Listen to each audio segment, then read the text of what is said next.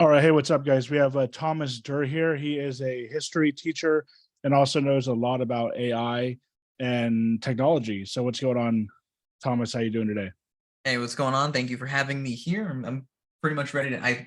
AI is kind of like this new recent thing that I'm seeing everywhere. Everyone is saying they're all interested in AI. I have a councilman who's actually like just randomly getting to AI. He's like posting all about it. So it's really cool to see this form of technology kind of taking hold, and people are kind of actually giving it full-fledged attention.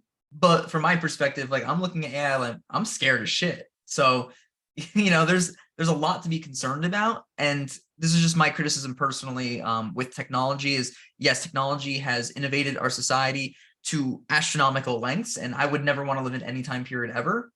But we got to start questioning, like, is this good for us? Like, what effect is this technology just existing and us interacting with it? How is that affecting us mentally, emotionally, and socially? Those are kind of like the big questions I like to ask.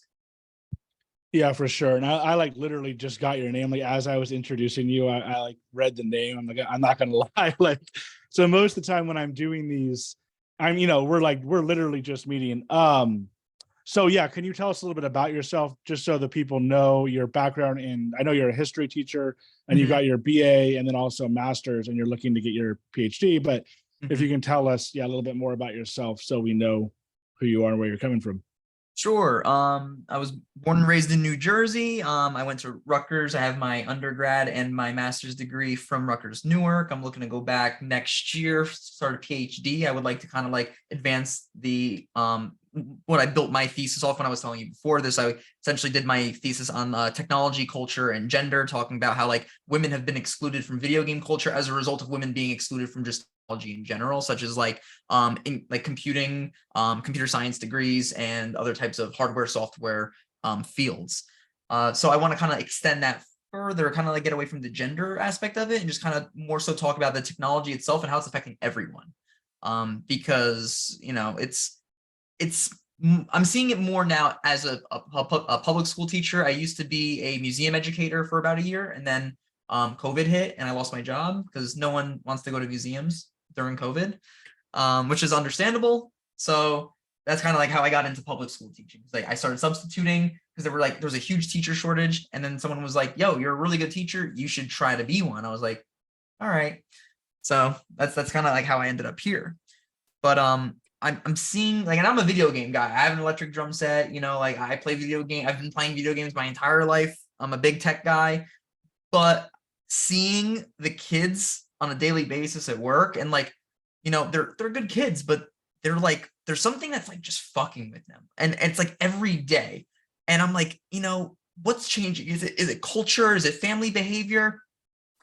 And I just can't keep stopping and thinking, but like it's got to be these phones, man. And then it just kind of put me down that rabbit hole of exploring technology even further, in terms, because I'm not a really big social media person. I tried to I have a podcast, and like I love doing the podcasting stuff, but I hate social media. I hate having to post about it and all that shit. But these kids are obsessed with it. They have like, I think the US average for a teenager between the ages of 13 and 19 is like, I think 7.5 to 8 hours a day of screen time. So these are concerning numbers, right? Like that's 1/3 of your day. The other 1/3 you're sleeping, and the other third you'd expect to be in school, but they're on that throughout those hours, and that's just a lot of time. Like imagine just erasing 7.5 hours from your day. Things would Yeah, look different. yeah. So Well, last time I checked, I think I was at like 8 hours of screen time, and I mean I'm a full grown adult, and um, I don't really look at it as a total waste though, even though a lot of people have an issue with the phone and all that. And not only that, but this mhm. is the first time where my iPhone battery is like dying, and I'm like, this is weird, but it's never died before, and it's the newest one, or it's the 13, I guess. And so it's like, why is it dying? And it's like, is it because I'm actually using it more than I was, which is really kind of scary because I've always used it more. But yeah, I'm not I don't really fully look at it as a waste because there's so much that I do because of the phone and on the phone that I think is kind of good. Like for instance, I'm a photographer, so much of the stuff I do is taken with my phone or with like a drone. I fly the drone with my phone. And also just going to the beach, taking pictures, literally brought my phone in the water with like a waterproof case. And I'm like, this is amazing. Like I'm literally shooting, 4K quality footage on my phone in the ocean. But then also there's obviously the bad. I try to stay away from the bad. And I tend to notice the bad is on like mainly Twitter. I mean, it's just like when I go on Twitter, it's so, or X now, as X. and it's so kind of depressing. But like when I go on YouTube, most of the stuff I look at, Instagram, it's all Instagram and TikTok is all nature stuff. Not saying it's necessarily good to be looking at trees through your phone, but at the same time, like I said, I tend to go to the places to take the videos. Mhm. So yeah, in terms of what you do, well, first of all, like are you an expert on history of AI, or do you actually know how to do like AI, do like computer programming, stuff like that? Sure. So it's hard when you talk to a historian, like, what are you good at? I guess like my focus is like it's like historical skills, right? Like being able to be analytical, like rational, and trying to understand certain things, phenomena, why they happen, how they happen, correlations, patterns, and things like that, right? My interest is just within the field of technology and just technology existing. And actually, I want to kind of rewind and just like be a little bit clear, like not that being on your phone, using technology is not a bad thing. How we're using technology is the major factor here, right? Where Yeah. because like for example, what you said, like that's great, like technology has become a way for people to make a living or to just simply just enjoy or to capture moments or to do all of these great things. Like we have technology so that people that have verbal disabilities can now communicate with people. Like technology is amazing. It really truly is. But the kids today are not being taught how to appropriately manage their time with technology, Yeah, for and sure. it's on purpose. So this is kind of like what you were saying with, oh, why is my battery draining so fast, right? It's a 13 I just bought. It's like $1,000, $1,200 phone. The answer is that Apple actually pushes and forces updates to older generation phones to reduce the battery life on them. Because realistically, dude, you could use an iPhone 3. Like, if you don't keep on spamming those updates, you can, bro, the ion batteries last forever. So it's a marketing ploy. It's a capitalism scam. So it's just, hey, if we force people, if we force people to download this update, and they can't use the phone past this update, they got to spend another $1,000, and it's this whole cycle of financial like enslavement for people because oh, the new this version came out, the 2.1.2 version. And then it's $400, 500, and people are scraping by just as it is. But Bobby needs an iPhone 15, or otherwise he's gonna throw a fit, and I just can't tolerate that. So it's like this surveillance capitalism of technology, the advancement of technology, but the lack of like societal understanding on how to mediate our time with it is becoming the biggest problem, and we're becoming kind of enslaved to the screen. I don't know if anyone, I mean, I'm sure everyone's heard of the book or read 1984. Right? Right. It's a whole Yeah. dystopian film, a book about the fears and the threats of technology, kind of big brother, constant surveillance, pacifying people with entertainment. Like Kardashians, right? They're not great people, but they mesmerize hundreds of millions of people around the world, right? And like they sway them to have certain opinions, and people don't realize the power that people have behind technology. Like if you hand someone an object like a piece of technology, there's the human error. That's where human comes in. You can use it to do something great, or you can use it to do something awful. That's the scary part with technology. It's whose hands is it in, who's in control of all this technology, and that being AI. And that's where I start to see a little bit of the fear of AI. But I do have I think there are positives I can talk about, and I think there are also negatives, and we can talk about like the dichotomy of both if you want.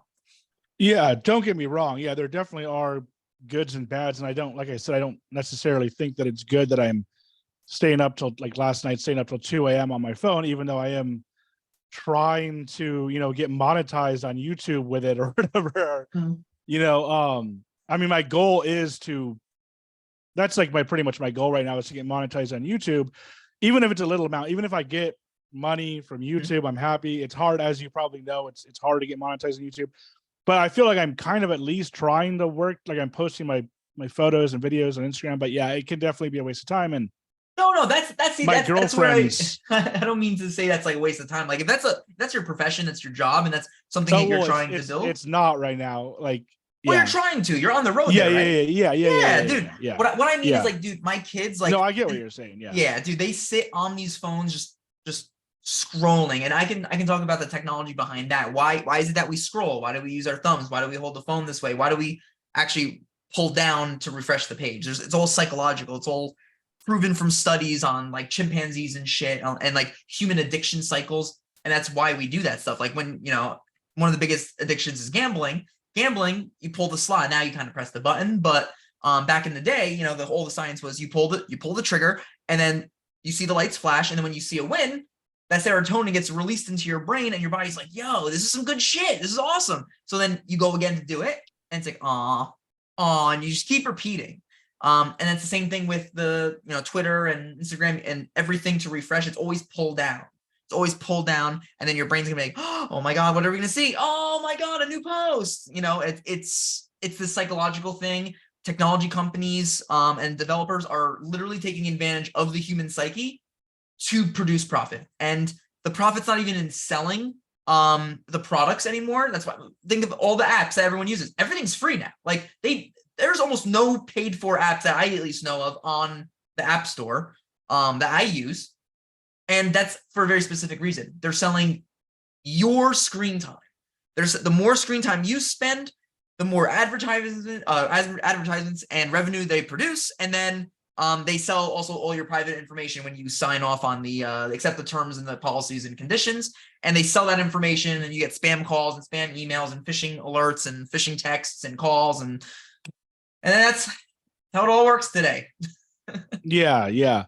I mean, it's kind of like obvious, but I was just kind of thinking, or I was actually the last guy that I had on was a social media marketing guy. I don't know if you saw that one, but I was basically like, so YouTube, at least, like he was saying how YouTube does have a monetization program where you can, work up to getting monetized and then eventually, ideally, make a living like Mr. Beast or something like that, But Instagram and TikTok and a lot of these other ones, mostly Instagram, TikTok, and I know X is starting to pay now too, but Instagram and TikTok, for the most part, I know they are paying.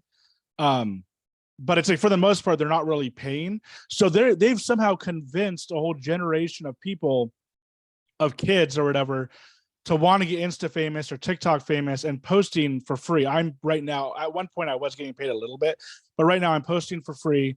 And it's like, kind of like, why am I even doing this? Like I might as well just spend all my time on YouTube, as at least they are paying. But for the longest time, I was just posting to Instagram. And so my point is that they've managed to kind of build up this business model that is essentially people giving them their videos for free and them just making it, Mark Zuckerberg making a ton of money off of it, or whoever the TikTok guy is, I don't know. But so the main things that I wanted to get into when I saw your post, I was immediately excited because AI is one, obviously, like you said, so many people are interested in it, but it's one of the most things that I'm interested in.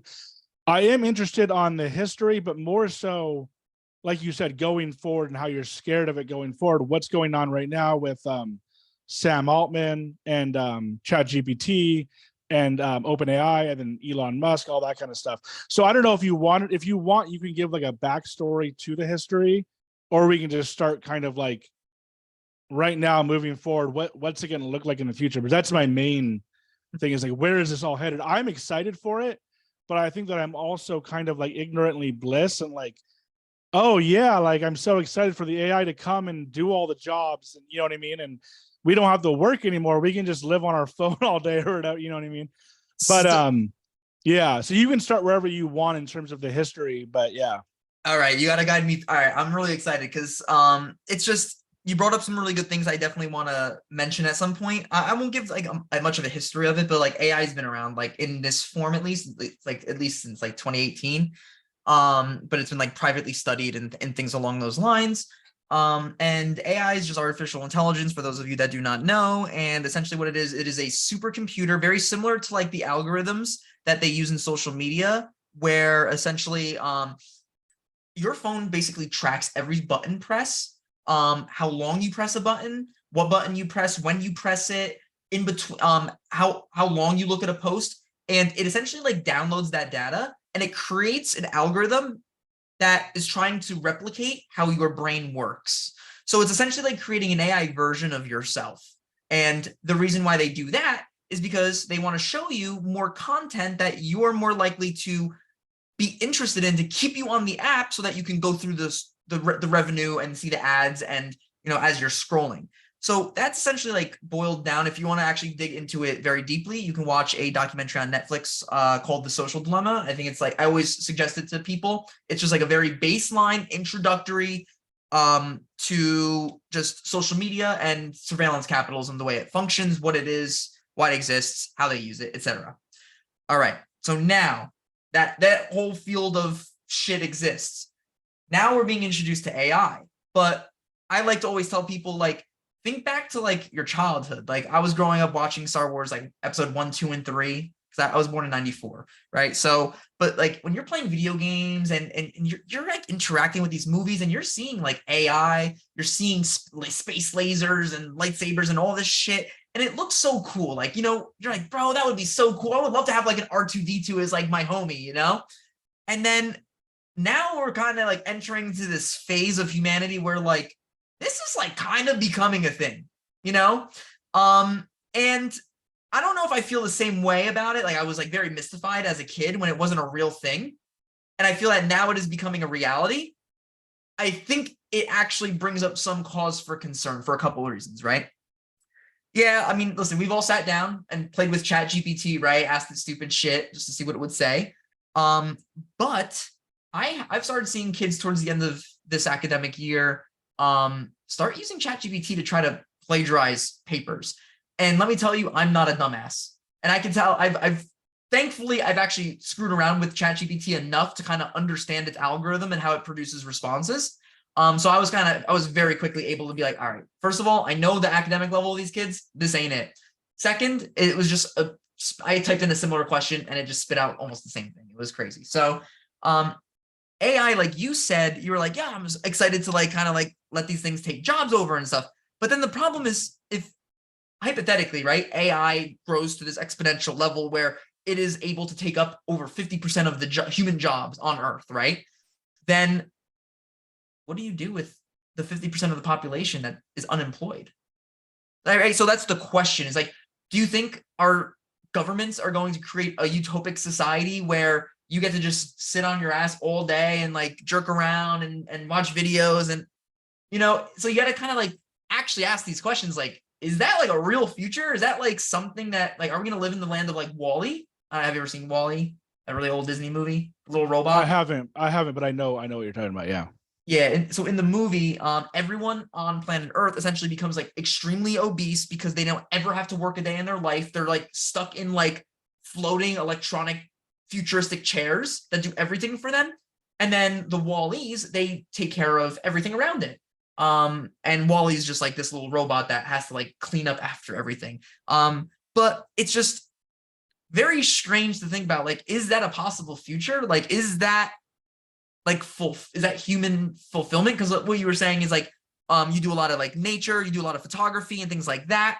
And then it's, you brought up a good point, because you're like, you know, I mean, I guess like, I guess I'm just looking at it on my phone or I'm watching it on YouTube. Whereas like, that's the problem. That's one of the problems I see, is because of technology, people are kind of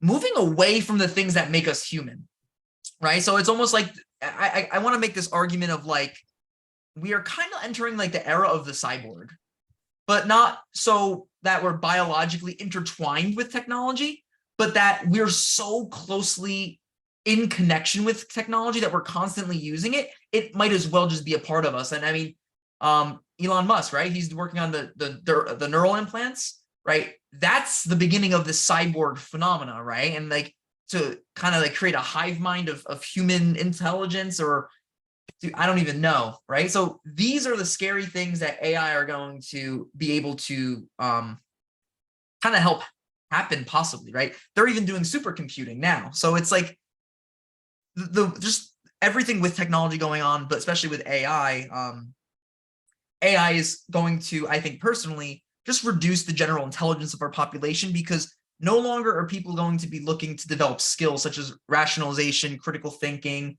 analysis, and things along those lines. They're just going to type in a question into ChatGPT, and it's going to spit back multiple responses until you choose one. So it's no longer being like inventive human beings utilizing technology for our gain. We're falling and succumbing to technology as our overlord kind of thing. And we're not going to be able to do a lot of different things because of that. That's just my analytical opinion. I obviously, it's just based on like research, things I've been kind of like assessing and thinking of myself. And just a lot of it is also from just teaching and seeing it in the schools. Like these kids, like some of them are great, but a lot of them, I really don't know where they're going to go in life. Like it's actually scary. And I'm like one of the guys I spend all my extra time helping them. I go above and beyond with the kids, trying to help them to understand. I give kids books to read. I give them all this kind of shit to try to break away from technology, or to learn to mediate it in their lives and use it for better things, as opposed to just sitting there for 8 hours on TikTok and seeing what's there. But, I mean, maybe it's hopeful, but those are kind of like my biggest kind of gripes with AI and technology right now.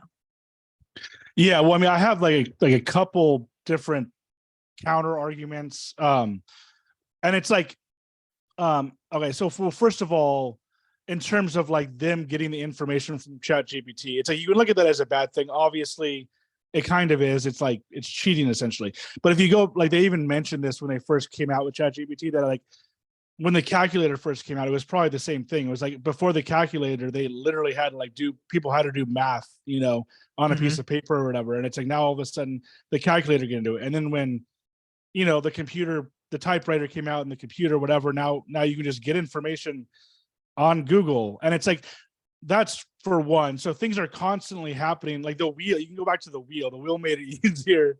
Yeah. Don't get me wrong. But then you go into ChatGPT, and I recently read that, like, I think it's like Mishu Kaku or something like that. He's like a physicist, was basically saying ChatGPT is no more than like I think he said like a tape recorder or something. I don't really know, but it's like basically you ask it a question, it spits out information it gets from Google or whatever. I mean, yeah, it can write you stuff. The stuff is shit. Like, it's like, yeah, I can write you a paper. It's not shit in the sense that it's not like, it's good, but it's not really creative. And I don't really know where it's going. But the way that I look at things in terms of where it is now, like maybe for our kids or their kids, it's going to get real fucking dystopian. Maybe not. But the way it is now, I don't really, and obviously as a teacher, I can see why it's an issue. I don't see it as that crazy. Like when I use ChatGPT, I'm not really able to like cheat the system. Like I've literally tried to have it like shoot out YouTube videos for me of like, words to say or whatever. And it's like somewhat just not, it's basically not creative. And then the other thing that I would say is like, I don't know if you know who like Sean Carroll is. He's like a physicist. He was on like Joe Rogan's podcast, and Joe Rogan was saying the same thing you were saying, where it's like, well, what are we going to do if we're not working? First of all, I think we're far away from not working, in my opinion. I don't like the idea of not working isn't going to happen for a while, but still you can think about it. But what he was saying, Joe Rogan was saying, well, what are we going to do? It's so important that we work and all that stuff. And it's like, well, Sean Carroll was saying, well, like, then people can do what they want to do. I can just podcast all day. If you're into video games, you can play video games. You can go out and film and basically do what you want to do. So many of the people who are working these fulfilling jobs at Walmart or wherever else, they're just not fulfilling. Like, you know what I mean? It's like, they're not, you may be fulfilled by your job as a teacher. I'm sure you are, but a lot of people have these just like grunt work jobs that I hope AI takes over. But then at the same time, we do need a government that doesn't capitalize on it and says, okay, Amazon, if you're using robots for the majority of these jobs, then you got to pay out. Otherwise, people can't not have a job. They can't not have money. But there's got to be some sort of regulation. So you may and then on top of that, I was going to say this when you first brought up AI. When I think of it, when I first thought of AI, like, which was going all the way back to Terminator 2 or something, Terminator 2, it was a robot or a machine or whatever, even a computer, but that literally was an artificial intelligence. It could think like a human. ChatGPT, in my opinion, is not thinking like a human. It may They may want you to think that it is, but it's not. Like if you ask it a personal question, it doesn't have a personal answer. It'll just feed you information it's getting from Google. So I guess, yeah, I mean, I guess where do you see us? Like, do you feel like right now we're just kind of at the tipping point and it is going to get to that level in the next 10 years or what? I mean, because right now I'm not too worried about it. I don't think it's like, I even feel like Amazon has tried to replace humans with robots and I just don't think it's working. It's Yeah, I think they're trying to do like drones and stuff, and like they're trying to do like drones in like remote areas and things like that. I just don't see the drones working. I don't see the autonomous vehicles working completely for a while. I could be wrong. Like you're the history expert on AI. No, but, I do agree. I do agree with you. I think it's in its infancy. So right, we're seeing kind of like the bare bones level of AI intelligence online and things. And like you said, like the responses are kind of corny. But the thing is, it's the way I see it now. The way I would approve of it, I would be okay with kids using it as a research engine to help them if they have a specific question about something. Because I know sometimes, you're doing some research and you type in a question, you can't find shit on Google. So maybe AI can help with processing through the trillions of online databases that are available. That's where like the problem comes in. And then, I'm not actually sure now if ChatGPT actually will cite stuff for you. If you ask them, hey, can you produce a resource that can show me a statistic showing this? So it might be kind of like a glorified search engine at this point. And what you mentioned, like this perception we have of artificial intelligence being almost like cyborg-like, right? Or like an automaton, right? Automaton. There we go. Just like in Terminator. So with that, right? I would assume like the thoughts of AI in those movies and stuff, like it's artificially created, and AI it does admit like, oh, I don't have a conscience, therefore I cannot make a decision on moral blah blah blah whatever. You're right. So right now that's kind of like where it's at. It's not crazy right now.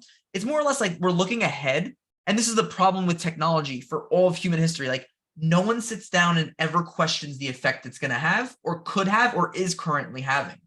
That's kind of like, I don't want to be like a negative Nancy. Like that's truly not my intention. I just want people to be open-eyed to the realities of the potential, right? And like fully understand what you're getting into before it is irreversible and it changes our society for the worse, So it's more or less I'm kind of like treading the water, and I'm just trying to truly give credit where it's due, but also like bring up some concerning questions that like I have, like as whether as a historian or a teacher or just a person that wants to use something like this, like ChatGPT. What direction is it going? What is it going to be used for? Who's in control of ChatGPT? Where are they getting the results of? Where are they feeding all this data from? Right? Is it open source online? All this kind of stuff. So it's tough. It's definitely tough to say. I like I said, I would let the kids use it for research and stuff. If they showed me like how they're using it, I like that. I was talking to you about. I was telling you the councilman.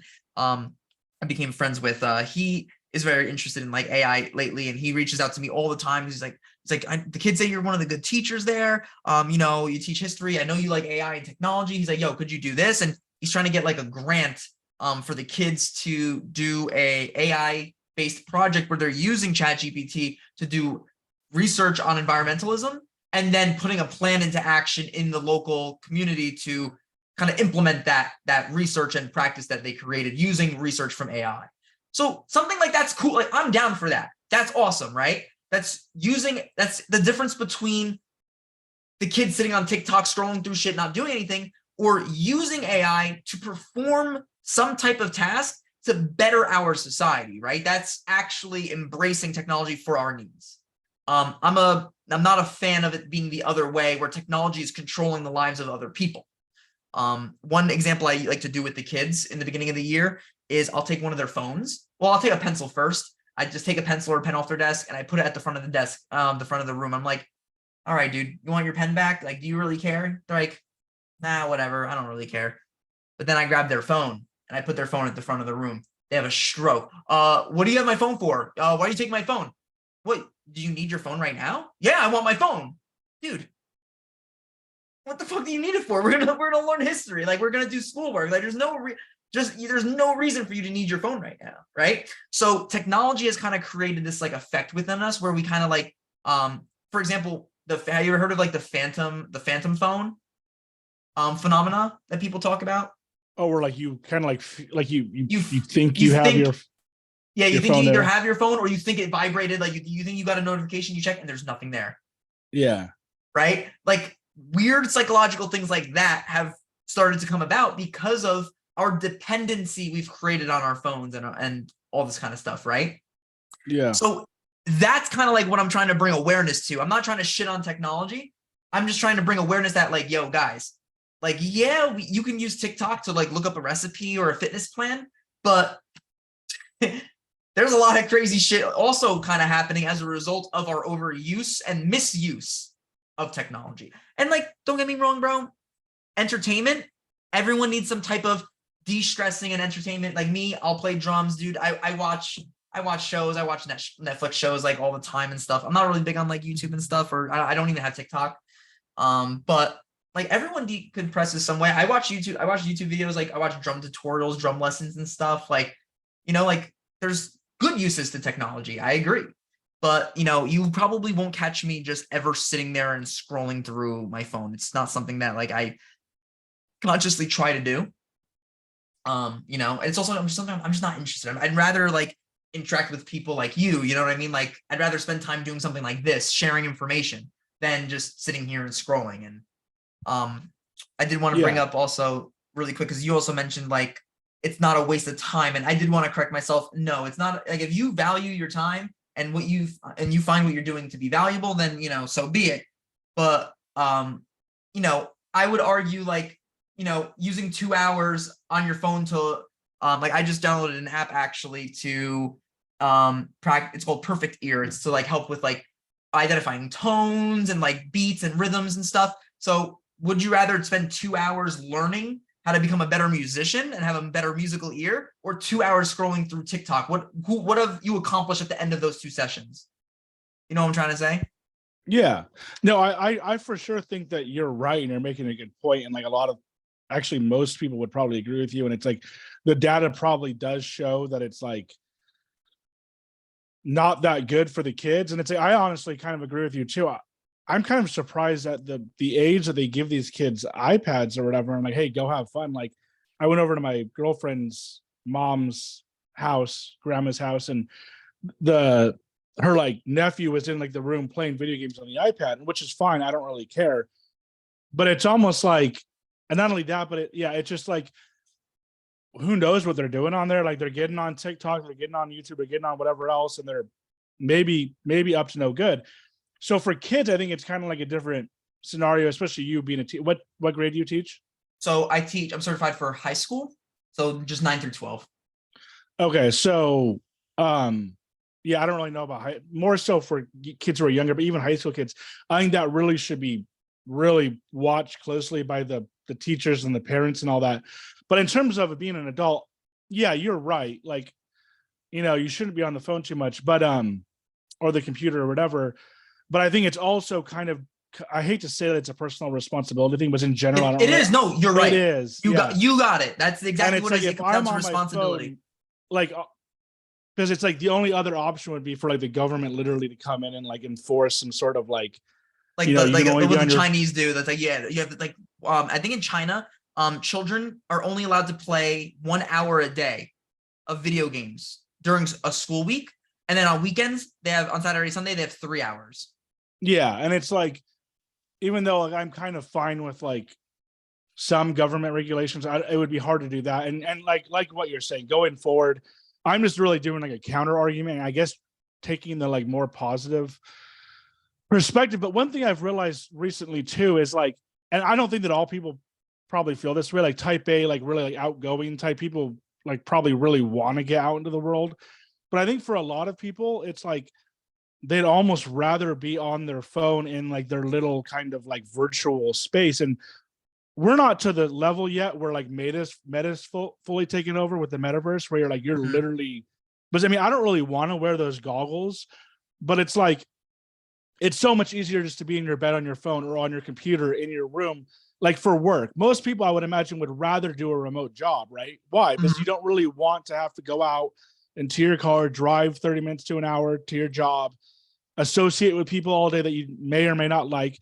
I think there's this thing, and it's kind of weird because, evolving from monkeys or whatever and evolving in the fields, you would think that we actually would want to be out in the world and like, but really, I think a lot of people just kind of like want to be, they would rather be in their own like little virtual world or on their computer, right? I mean, I I don't have a know what the good percentage is of that, but I have a good yeah. question for you. So I think that's a good way to describe it. But now, like, this is what historians do, right? Now we have to ask the question is, what do you think caused that change?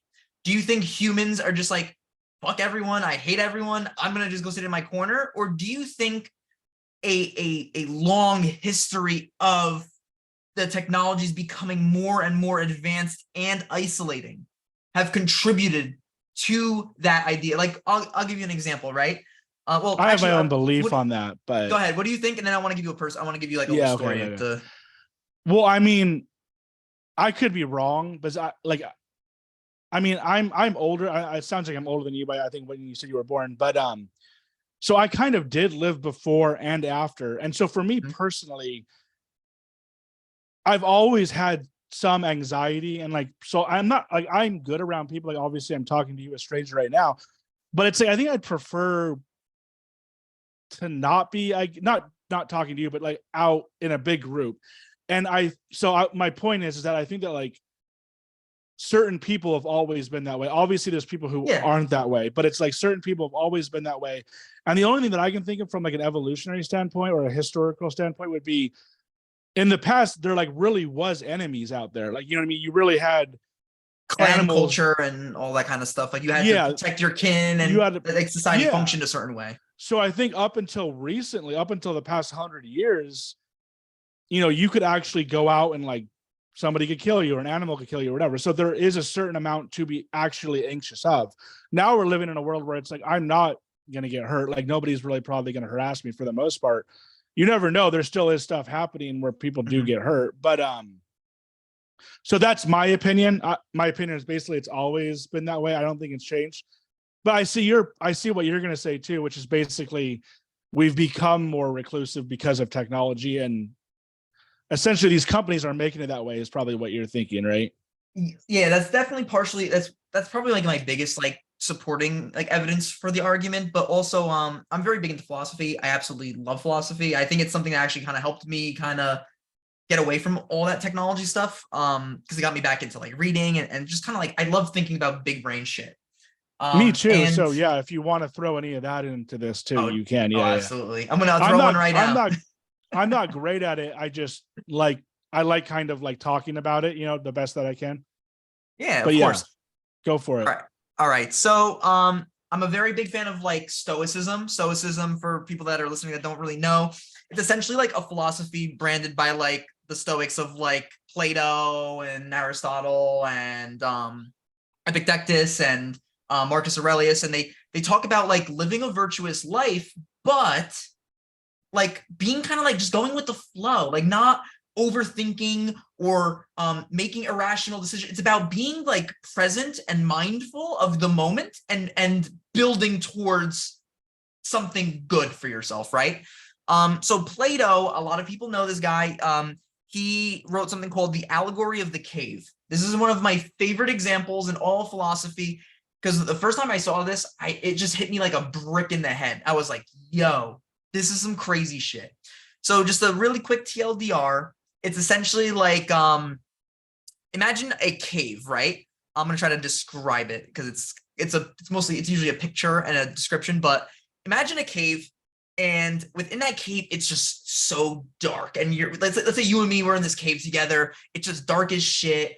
We can't ever. There's no way out that we know of, and we're just trapped. We're just there, right? We're just distracted. And what ends up happening is there's only one source of light, and we can't get to it. But that light reflects shadows onto the side of the wall of the cave. So we see pictures of pottery, animals, like we see like a shadow of a horse, rings, birds, we see things.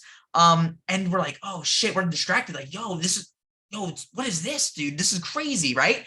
And that's all you really know, right? That's kind of like the blinders on the side of your head. Like, this is all that you know, right? So think of like this cave now as kind of like the iPad or the iPhone, right? This technology in front of you, it's telling you what to believe and what to see and what to understand, right?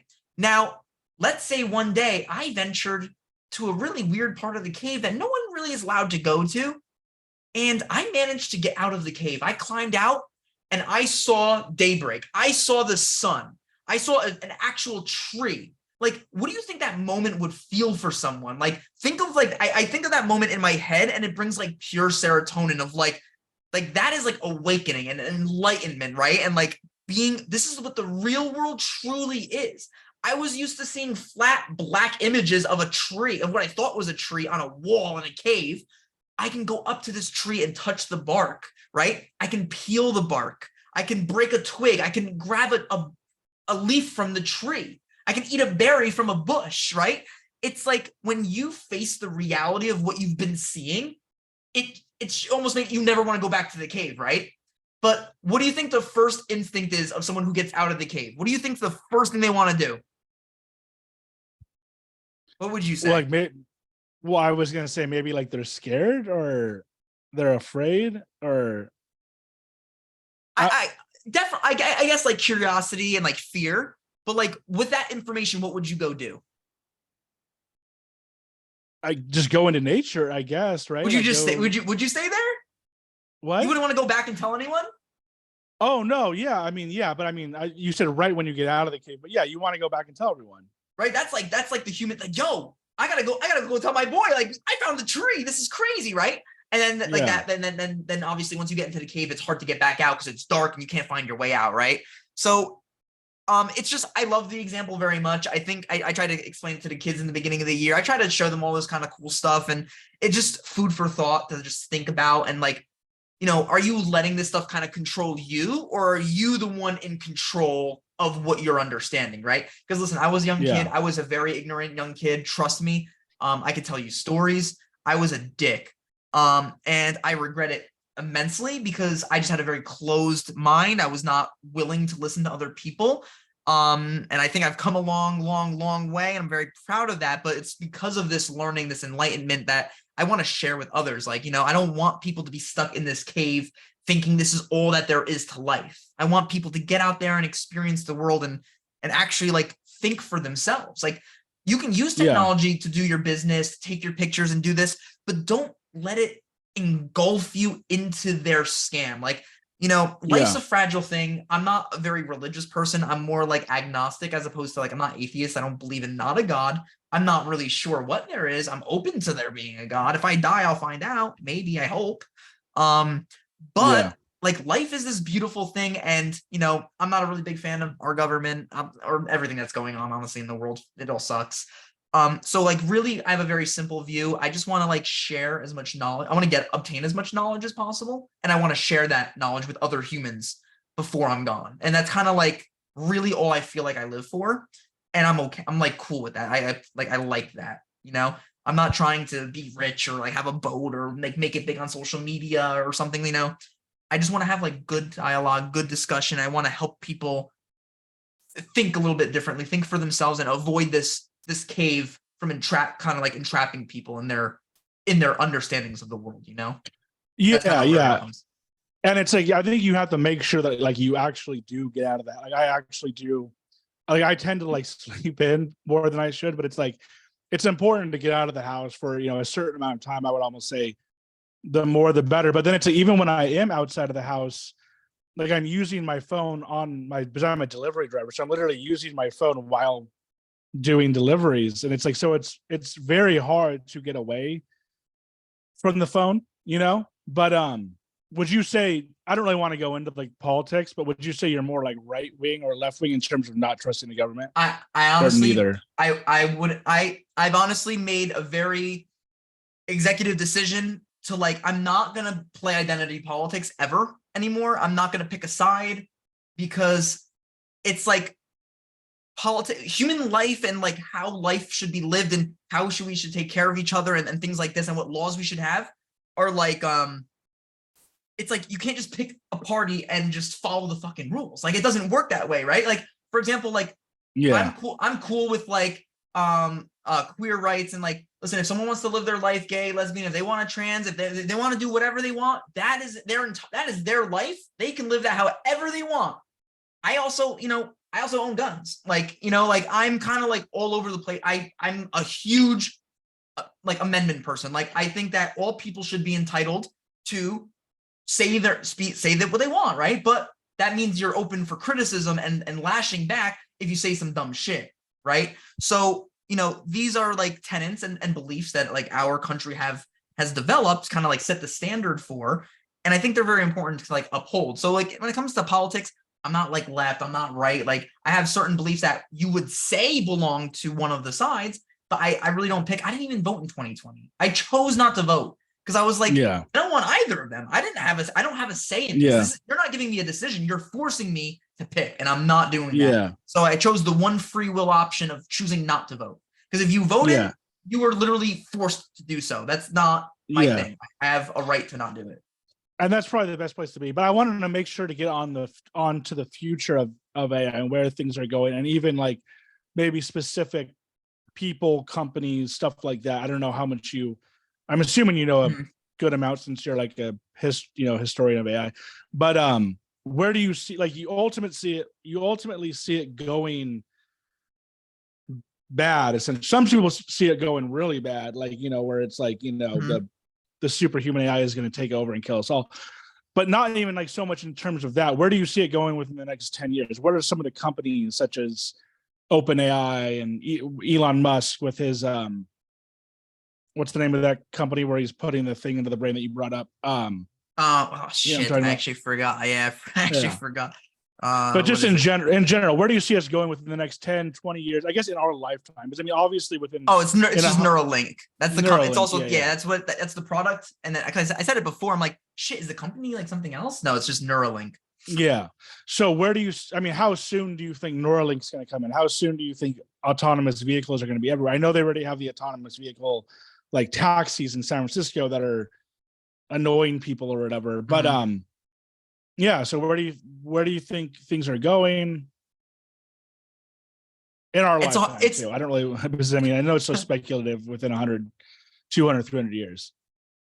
I'm trying to, it's hard to say, honestly. I feel like I don't really even have like a good grasp of like how soon this is going to happen, because I can't remember the name of that one theory they have. It's like technology like exponentially grows, it doubles every year, right? Like square. So like at that rate, dude, because you go squared to q, and then it just keeps going. So 2, 4, 8, and then it keeps squaring itself. So you eventually you're gonna get into like the big numbers real quick, and that's essentially kind of like, this stuff could blow up next year. You know what I mean? Like there could be some crazy AI inventions for next year. So it's hard to say. I think I do agree with you. I don't think it'll be like within the next 10 years. I think this is like a very, because you got to think about like, how are you testing Neuralink? You're testing it on monkeys and stuff, rats, and then how are you going to test it on humans? Right? Are people going to volunteer for this? What happened? It becomes hard because you need to test it and it needs to be approved before it can kind of like go into the public market. Maybe. So cyborgization, I don't know, man. It's hard to say how soon I think it'll happen. I think definitely it will. Maybe give it 10 to 20 years. But I know I wouldn't put one in my head. I don't know, would you? No, I mean, no. And like you said, it all comes down to like who's gonna be like the what do they call that? The monkey, or not the monkey, but like the the test subject. The test subject who is first to do it. I'm sure there will be people who will do it, but as soon as like a couple of those people die or like get deranged from it, it's like it's gonna be banned. But yeah, I think what you were talking about was the singularity, and there was a book called like The Singularity is Near. I'm forgetting his name. If you're able to look that up, you can. The Singularity is Near. The guy who wrote it, I don't even know, 20 years ago or more. And he's older now. He's like 60s or 70s. Ray Kurzweil. Exactly. Yeah. Ray Kurzweil. He's predicting by 2030 that humans are going to live forever. So he thinks as soon as 2030, humans will live forever. Yeah. And that's kind of like the big one, as I've heard, is kind of like, I've never heard that. That's crazy. Well, we're going to get to a point where like you are able to download your consciousness into a computer and it'll be living in kind of like a metaverse type thing. Okay. Now all right, this is where it gets very challenging. How are you going to get, well, two things actually. So one, it's called Moore's Law. Moore's Law states that technology, that the number of transistors on a microchip doubles every 2 years. And it claims that we can expect the speed and capabilities of all computers to increase every 2 years because of this, yet we will pay less for them. That's just like, so just the power of computers like exponentially increases every 2 years. So by 2030, like that's totally a viable thing, right? That's like the next like there's gonna be 3 cycles of this, like of Moore's Law exponentially doubling, right? But the consciousness, like this is where it gets hard, right? Where you have to actually kind of bring in the concept of like religion and like we understand consciousness as a spiritual thing? Is it a physical essence? Like how do you import consciousness into computer data, right? And then the next question is that really you? Like if I were to die and my consciousness, whatever that is put onto the system that you were saying, and then you were to interact with it. Now, are you actually interacting with me or an AI that learned my algorithms and is pretending to elicit responses that it thinks I would have given? Yeah, I don't know. I don't know enough about it. I mean, I don't know. So, what do you think? Well, I mean, supposedly, from what I've heard, which it's kind of like, it's probably not the hard to get information on, but from what I've heard, it supposedly is doable according to the laws of physics. Because I mentioned, if you ever get a chance, listen to Sean Carroll on Joe Rogan, and he goes into like all the crazy kind of physics stuff, and he was saying it is possible to do that. The question is, when will we get to that point? Will we get to that point? But it's like, I guess it is possible for a human. I think the consciousness into a computer thing is possible, but then it's like you got to ask yourself, would you want to live in a computer? Like you said, we're so used to living with a body. If all of a sudden they're like, you're gonna die, but we can put your brain into like computer consciousness, you're gonna be stuck in that computer, and it's gonna create all these Black Mirror type scenarios, right? Where it's like it becomes like hell or whatever. Like you'd rather just that's a good question. Is like humans were not designed to live forever, right? Like the beauty of life is that it is finite. Like sometimes, like when I was younger, I would like think of death and like I would be terrified. Like I would get like shaking anxiety just thinking of like black swirling nothingness in my head, and it always scared me, dude. And I think just like through like studying philosophy and stuff, I've learned to kind of like just accept whatever it is happens, because 4 years ago I was hit by a car, and I was like, I had neck issues. I was trying to finish my my master's degree at the time. And like, I was just so overwhelmed and stressed. And the first time I was ever depressed in my life, I was like, I almost felt like I had nothing to live for. And then I realized like very quickly, like this shit just happens to people. You know what I mean? I could have died. I could have been just dead on the ground, not existing anymore. So it made me think more or less to be more grateful for kind of surviving that, right? With, I guess you can argue, like more minimal injuries than what could have happened. And like that contributes to the beauty of life, like experiencing it once and having experiences, saying that you've been able to do certain things and accomplish certain things while you were here, right? Because it's not very easy. Not everyone runs a 26-mile like marathon, you know what I mean? So saying that you did shit like that is pretty cool, because if you're in a computer, you can run a marathon. You could just run nonstop, I guess, right? Like you would never be tired or something, or like what happens when you athletics doesn't really play like play into it like at all. Like there is no limitations. There's no anymore, such thing right? as muscles or anything like that. Like it doesn't matter how strong or how weak you are. It's all just like digital data, like yeah. But I mean, well, let's just go with like the metaverse. Like, do you ever see that getting off the ground? And if you do, I mean, do you ever see us kind of like have you even tried the metaverse or anything like it? Have you done the goggles thing, like where you like go into the virtual reality or whatever? So I haven't actually, I do have an Oculus, because I think some VR games are pretty cool.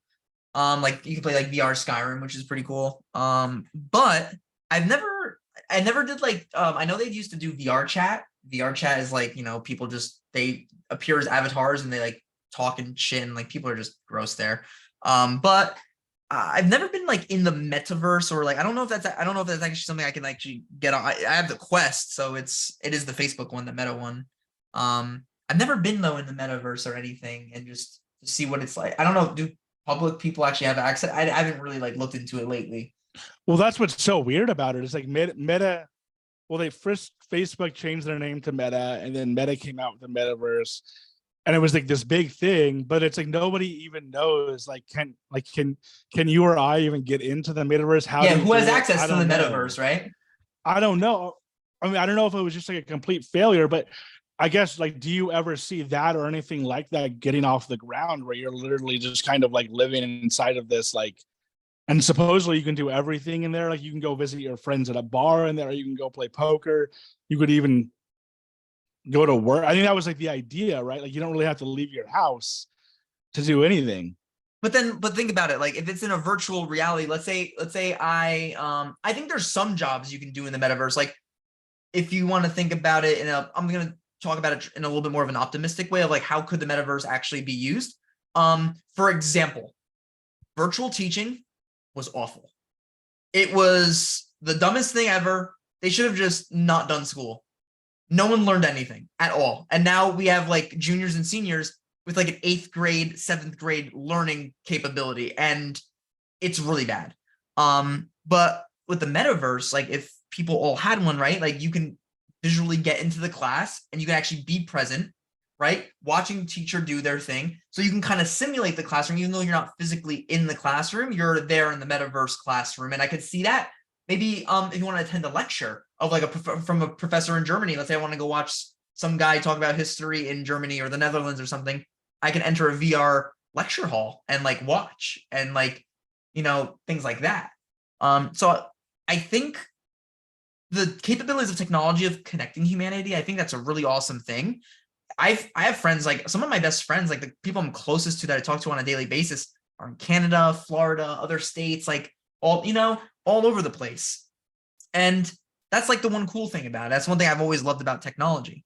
The metaverse, I can definitely see it being used for certain things. I've been seeing a lot of commercials and stuff. I read a little bit on like what they're trying to do. So you can do like museum exhibits in like the metaverse. I'm actually gonna look into it a little bit more in the next week or so. I'm so because I have my master's, I can actually like teach college credit classes to like the kids. So I just get signed up with like the local community college, and then they can take like US 3 or something.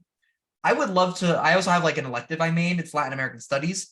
But I want to do a technological history course, like a 1-year course as an elective for kids that want to take an extra social studies class that, would be a little bit more fun because we'd be exploring the history of technology from the inception of the wheel, fire, talking about how it changed and caused the developments to go further. And then we'll eventually get to all this shit today. I would love to get like like 20, 25 like VR helmets, and like you can go into like you can go on like museum exhibits, and like the kids can like see prehistoric creatures that have been redesigned based on fossil physiology, and you know what I mean? Like it can give people an enhanced learning experience, but it all comes down to being used appropriately. That's like what this whole, I think if you want to boil this whole entire conversation down to anything, it's technology is great when it's used appropriately. That's probably my like warning and like my message. We have to be Yeah. careful for the misuse of technology, And like the I manipulation. I totally agree with you. As you were just saying that, I was like, I think it can be used for good and it can be used for bad. And we have to be, and this, a lot of it comes down to our government, which you said, like, a lot of people don't really believe in at this point, but it's like, not only the government, the people too, we have to make sure that like we're doing the right thing with it, but not only us, but then like Apple and Google. And it's But like, to they're be not. honest, well, that's the They whole don't thing. care. That well, no, I know that's the whole thing is I was gonna say, like, for whatever reason, I have like a good outlook on Google. I don't know why. I probably shouldn't, but even Apple to a certain, I know Apple seems to be more full of shit. It's like I don't like you mentioned the ion battery and like how I'm assuming you know about this, but like we get our ion chips from the Congo, which it's like slave labor down there, and same thing with Yeah, China. blood money and all that stuff. Yeah, like they build the iPhones in China at the Foxconn where people are trying to kill themselves and they can't because they have nets. It's fucking horrible. And it's like I've even gotten to a point where I'm like, dude, maybe I shouldn't buy as many of these fucking iPhones. I think this one it took me 3 years to buy it. And I wanted to wait another 3 years. But like I told you, the battery's dying. So I was like, maybe I will just buy this one in a month. But my point is with all that is that like I think that we have to be able to trust these companies, like you said. Can we? Probably not. They're fucking greedy and money hungry, and they'll do whatever they can to make more money. But we have to set a system in place, and I think everybody agrees with this. We have to set a system in place to where we're doing more good instead of bad. But bringing it back to what you were saying about the metaverse, yeah, I think that you can, like you said, you can have you and your kids, your students, virtual. And that's the things I know nothing about this. Because I haven't done it, but it's like you could virtually go into a museum, you could walk around the museum. It seems very weird to me to be like walking around with goggles on, but you can, I think when I heard Mark Zuckerberg saying you can go to like Yosemite or you can go to like Yellowstone and you can see it virtually. And what I was kind of saying earlier with what I'm doing, my goal with and this isn't all that I do, this is like my only goal. It's just like when I go out and film stuff, whether it be with a drone or like filming it with my iPhone. I kind of like the idea of, even though if people aren't really there wherever I am, I'm showing them what it looks like. And I kind of even like the idea of like, I've thought about literally wearing my GoPro on my head. And I like the idea of like literally just walking through it like first person if I'm in Yosemite or whatever. And so somebody who might not be able to get there because they don't have the money, it's too far away, they don't have the time, they can like literally just see what it looks like walking through Yosemite. They don't have the choice to go where they want. They would be seeing it from my perspective. But see, I'm into that. But like you were saying before, at some point you really do have to get outside of that cave and see it for yourself. But in situations like where you might not be able, like I can't go to China or wherever else to see it. Like, I don't really have the money to travel to like England and I want to see. So I think that's cool to be able to virtually see it, or even on YouTube, see what it looks like. And Absolutely. yeah. So in terms of I mean, just to go over, like I asked you before, where do you see it going? But what are some of the things that you look forward to, and ideally like specific things in terms of AI and just technology in general, and maybe like are fearful of? I know you've talked about some of the stuff you're fearful of, but and if you could be like specific with, like the Neuralink, Okay. like the Chat GPT, do you see it getting better? Are you looking forward to that? You know what I mean? Yeah, I mean, honestly, I'm looking because research, right? When you're like my thesis is like 88 pages, right? Like it's long. And then like when you gotta do a dissertation, like it's like 300-400 pages. And like it's just a lot of research, right? I would love to see ChatGPT like have a research function where it's like designed to help you scan through all of these internet archives and websites and help you find some sources, because it's hard. Like when I had to go up to, I live in New Jersey, so I had to go up to upstate New York. I went to the Strong, the Museum of Play in Rochester, and I went there for my birthday, so that was like a treat to myself. And it's the whole museum. The theme is it's the psychology behind play, and they have one of the largest exhibits on like video games and like the psychology of play behind them. So I was in the archives, like digging through literal boxes. Like the archivist was coming over, bringing me tons of boxes. I'm just like digging through, and yeah, there's like this like nuanced feeling of like, wow, this is so cool. Like I'm going through like shit that like existed 70 years ago that was like important, and like it's cool, but like honestly, like I spent 10 hours in that museum and it wasn't enough. Whereas I could complete that research in like 15 minutes if I like typed it, like if it was all digitized. and I could access it through like ChatGPT. That would be awesome. It would be a great research tool. It would be a great way to, if we can just digitize all this stuff that we can then access. But then like one of the fears that I have is like, how do you know these sources are appropriate? Like, that's the problem with ChatGPT. Like, where is it getting its sources from? What is it pulling? Is it citing appropriately? Like, so there's still a level of human responsibility that is involved in that process, right? Like ensuring that the source is adequate and accurate as well, right? Because dude, like honestly, I bet you that more than 90% of people, if they were using it for research, they would like type something in, and then ChatGPT could be like, oh yeah, 50% of Americans have a sixth finger on their right hand, and be like, oh, that's pretty cool. What's the source? Like usascience.com. I'm sure they'd be like, all right, this is awesome, great, and they would just put it in there. Like people wouldn't even like bat an eye at it, right?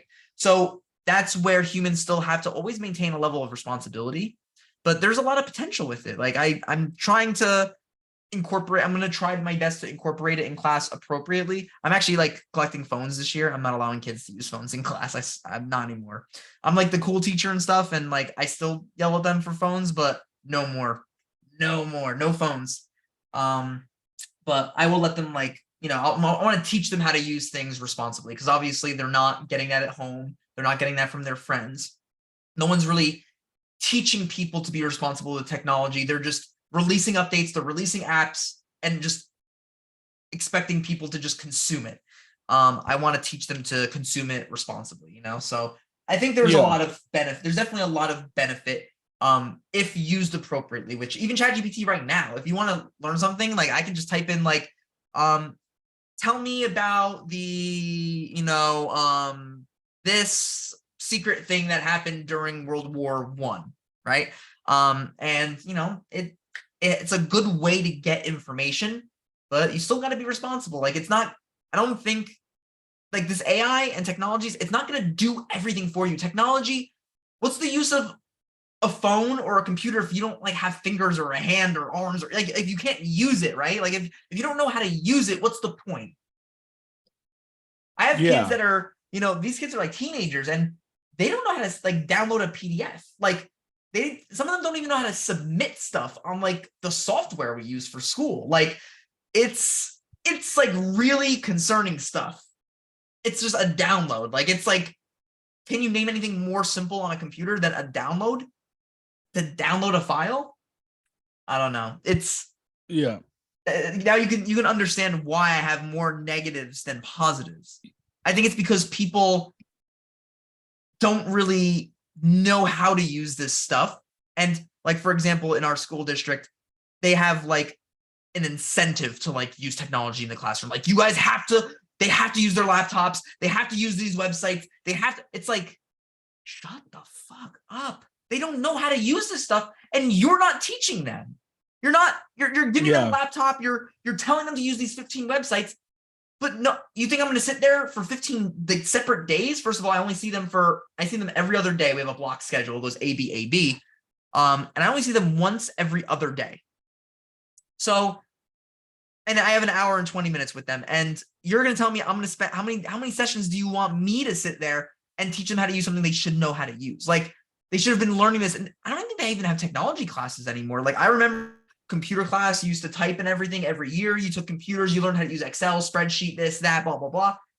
I don't think the kids do that anymore. Like, I'm like, bro, like, do you guys take these classes? Like, they're like, nah, yeah, they have like digital art. I'm like, oh my God, they're not teaching. Well, when I was in college, like, I remember we had a bunch of classes where we were writing papers, but one of the last classes is they wanted us to write a paper. It was kind of like like you said, like a dissertation for master's, but it was for a bachelor's. And they were like, we want you to write a paper. Like, so you have to go to the library, get like 10 bucks, I guess, like read those books and then like write your paper. And I've always just been kind of like, what's what's the point? Like, and at the time you know how you just said now, like they want you to use the internet or the computer. Mm-hmm. We couldn't even use the internet at that time, because this was like back before they didn't want you using the internet. They just wanted you using books. And I was kind of like, what's the point of this? Like, I'm literally just like reading a book and then like regurgitating it into a paper. I mean, I guess you can say like it helps you with like reading and comprehension and then like rephrasing stuff, but like I didn't really get the point of it. Like I get the point of like math and like learning about history and stuff, but I don't really get the point of like taking 10 books and literally just rewriting a paper on it. And so that the reason why I'm bringing that up, and I think that there is a reason for doing that. Like you don't want to just put in ChatGPT, write me a paper. But then you got to ask yourself, maybe there is a point to that. Like maybe we're to a point now where like we're past like, just like with the calculator, we're past like doing the math like literally ourselves. And we're to a point now where it's like we're just getting the information and like we're moving to the next step. You know what I mean? Like I think you kind of have to ask yourself, like, is it leading in a good direction or is it leading in a bad direction? And I think you can make a case for like maybe there's no point to like reading 10 books as a when you could just have ChatGPT spit out that information for you. Like, why even do it?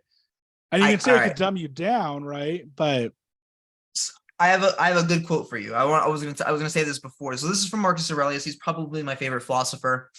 And he writes, at dawn, when you have trouble getting out of bed, tell yourself, I have to go to work. As a human being, what do I have to complain of if I'm going to do what I was born for?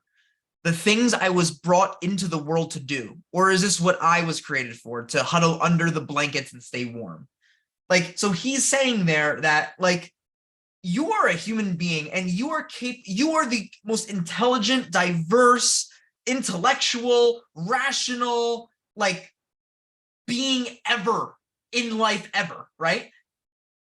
Why would you ever waste your day just laying in bed all day when you can go out for a walk in the park or go take a photo of the beach or like watch the migrating birds that are only here once every like year, right?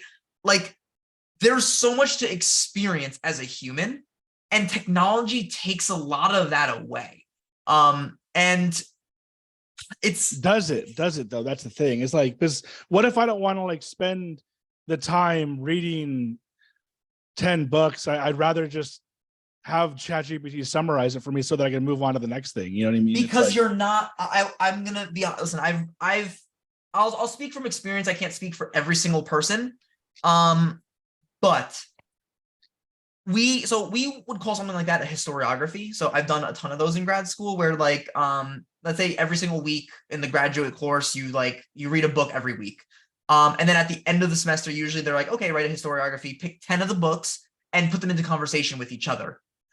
So it's not just regurgitating stuff. So what you're doing is you're reading 10 books and you need to compare each and every one of them in very diverse ways. And you can do it in so many different ways. Like one I did on the the class was urban education, the history of urban education.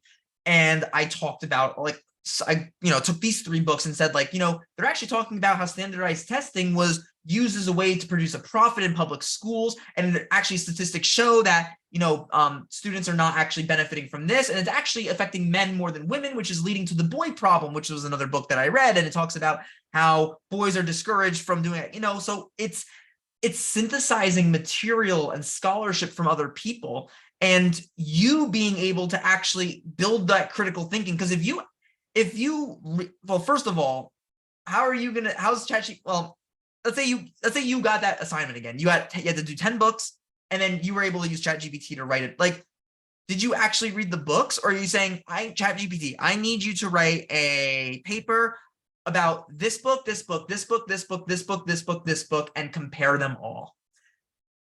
Like, if it were to spit out a summary, like you said, like a lot right now, a lot of the productions are kind of like mediocre. Are you really learning anything? Like, do you feel like what you could be learning from them is the absolute most? Or it's the easy way out? I don't know. Like, I'm kind of like just asking the question. Like, I honestly don't really know the answer. Is reading Catcher in the Rye better than just getting like a summary of it? I don't know. Like, I mean, to be honest with you, like, I guess it depends on the person. Like you said with Marcus Aurelius, right? he was saying you should wake up to do what you're born to do. First of all, a lot of people aren't waking up doing what they're born to do in terms of going to their job. Like at his time, I think he was like the No, leader of his. he means just being a human being. Like Okay, well, you're expected to just being get up and exist. Literally, simply no. just existing. I totally think you should get up and you should go out and you should do what you want to do. I think the question is like, could the technology be making it so you're doing more of you want to do? Like, for instance, it sounds like you're the type of person who wants to read a book or 10 books and then maybe like summarize them or like compare them or whatever. But it's like, I'm not that type of person. Like, I don't really want to read 10 books. So it's like, I guess if you're that person, keep doing that. And maybe I should be reading more books, but I don't know. I think personally, I'd rather just have the Chat GPT like spit it out for me. But because I'm not that type, that's not the type of person I am. But you can, I mean, you can definitely, you can make a case for either one. You can make it. I'm sure you have a good case, like you said. It makes you smarter. It makes you more patient. Like you really don't fully understand the book if you're just going to Chat GPT. Just think about it. I mean, I think that you can make it. I think that we're at the level. I think we're getting to a level now, and me personally, I think this is good, to where we're moving beyond that, and it's like we're moving beyond, just like when we were before the calc. And I don't really know what else to compare to even computers. It's themselves. Like at one point, we were at a point where you like literally had to do your own math. At one point, we were at a point where you literally had to like write out your own paper. Now you can type it on a computer. I think we're kind of getting, and it's like, I don't know. That's a very tough question. I think that it's like, all right. So it's going to be hard for us to debate that right now, because unfortunately I have to like get going soon because my girlfriend's here. But I mean, honestly, I would love to have you back on if you want to, and we could talk more about like the philosophy of it all. And I don't want to like cut you off short or anything, but dude, don't worry, it's all good. It was a good. It's honestly, we went over a lot of really good stuff, and I like that people are going to be able to like listen to this and kind of. I just hope it sparks more discourse and conversation for other people, because like I said, I'm not up here. I'm not trying to like shit on technology. I'm not trying to shit on AI. No, I get it. Because like I genuinely am trying to incorporate it in healthy ways, right? I'm trying to make sure that we don't lose our sense of humanity, right? And I'm a little bit more of like obviously like more of like a stoic humanitarian type person, right? I mean, like I'm in the humanities, I'm a historian, like I that's just who I am, what I enjoy, and what I find valuable in our society. And whether or not people see that or understand that or appreciate it at the same level as I do, I want people to like embrace their sense of humanity for themselves. Like I think that if we give in too much to technology, we start to lose like what makes us uniquely human. And I know that might be just very sentimental, but realistically, like what else do we have left? And that's why I like reading through like Marcus Aurelius's like meditations, because he was known as like the last good emperor. And obviously you can say like, oh yeah, it's easy being an emperor, but it's like, you don't know what I mentally go through being the leader. Like, do you know how hard it is to try to do good things for every single person? You know how hard it is to make a decision that's going to fuck over 15 people, but I save 30 people? Like, like he talks about like the complexity of like society being like very similar to like arms and legs and teeth and bones and nails of one body, right? We all play a part. And he just talks, and regardless of whether you're born into nobility or poverty, he says you can live a great life even in a mansion.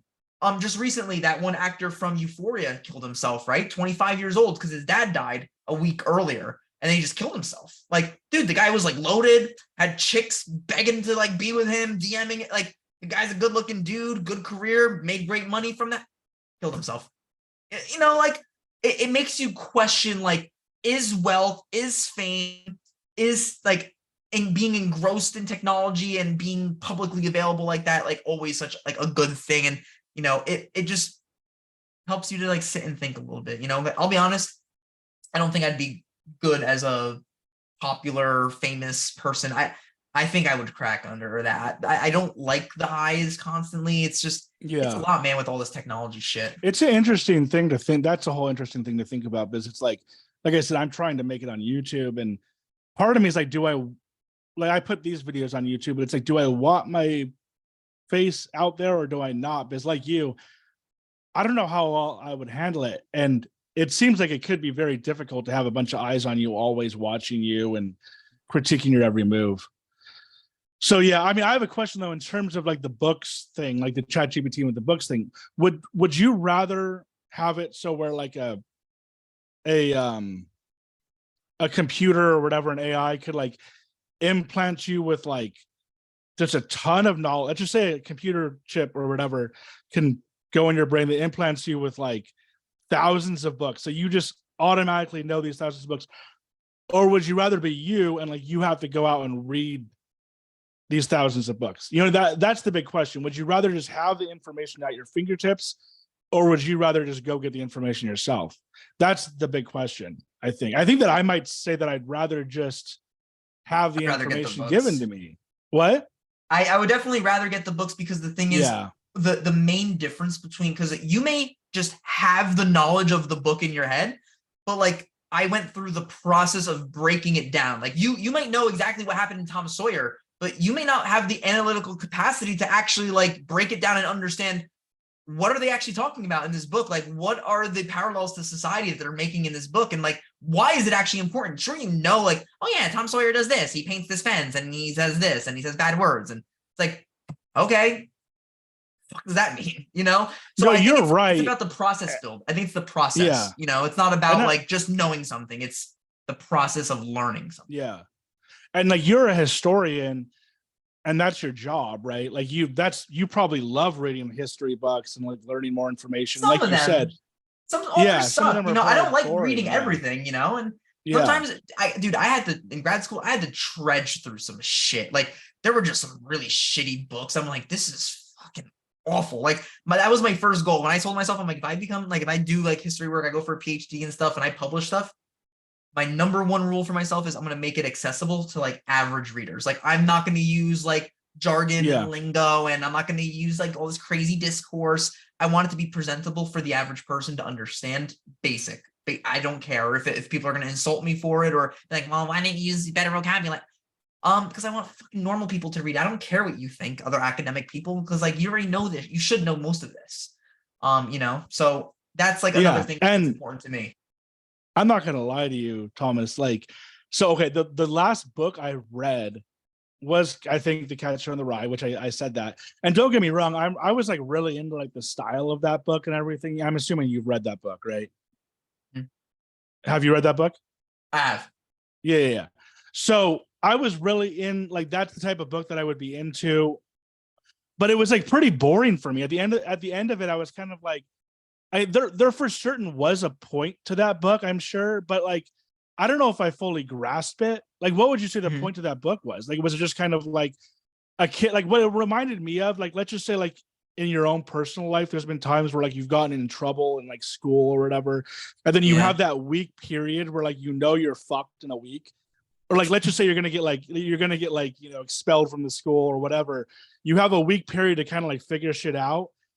And he didn't really figure anything out, right? Like he just didn't really care or want to do anything, right? Wasn't that kind of like the point of the book? Well, yeah, he kind of collapsed under like the pressure of like adulthood, right? Or like this perception of adulthood. It's like for example, like one thing that's like really unique about like working with the high school kids is like when you have them as juniors and seniors, they literally go from 17 to 18 and now they're just legal adults. Like they can go to prison, they can do X, Y, and Z. And it's like, but even at 18, you're legally an adult, but like, is your mentality up to par and prepared for that? Like, dude, my first year of college, I had to like leave the campus that I originally went to, and I had to go to community college first because like I didn't realize how much money I was going to owe at the end of the year. Like, you don't know that shit as a kid, right? And then it's like and now it's like you stress about it. It's like, fuck, like I didn't think this was gonna happen. So it's like, you know, it's almost like you want to be a kid forever. Like you're as young as you think you are, right? Like, so it's kind of like that the childhood story of like kind of like rejecting this like narrative of like, oh, we have to become an adult and pay taxes and life becomes really boring and you have to settle down, have a family. And he's trying to like push back against that, but it kind of like drives him nuts. And I totally agree with that. And that was like why I said like I really enjoyed that book for that reason. And I also heard from somebody when I was talking to them about it a while ago, telling me that like a lot of it was like reading between the lines, and I never really, I don't think I kind of like that concept, but I don't think I really ever understood it. Does that like basically just mean like there's more that the writer's saying like than he's actually saying, kind of like within the Yeah, like actual they're alluding, text? like, yeah, like they're just and that's like the beauty of, like, that's the best thing about philosophy. Philosophy is literally all reading between the lines. So if you're like, if you really like that kind of stuff, I can give you a ton of like philosophy suggestions of things to read, and just because it, like, you read that shit and like like this guy, he's like talking about, oh, are you gonna stay under your covers all day? It's like, are you talking like literally, or like, no, he's saying that like you have a humanly purpose of living. Like, your life is valuable. Like, your life is rare. Your living experience, whether you're rich, average, poor, this, that, left, right, up, down, your life is unique. Like, go out and live it. Why would you ever waste a full day in bed when you can go breathe air, go feed birds in a park, go out on the lake, go fishing, go hang out with a friend you haven't seen in a while? Like, you have so much to do with your little time here. Live it wisely. Why would you ever just sit in bed all day? Obviously we all have those days where, like, like, it's my summer vacation. Like, I'm waking up at 8 o'clock. I mean, I have to be up at like 6:30 for work, but I've been enjoying it. But Yeah, it's just, I mean, that's reading between the lines. I agree. And like one thing that I think one thing I noticed like kind of like earlier on was like when you're feeling anxious or depressed or whatever, I think like you kind of think, oh, the best thing for me to do is just to do that, like to stay in bed all day.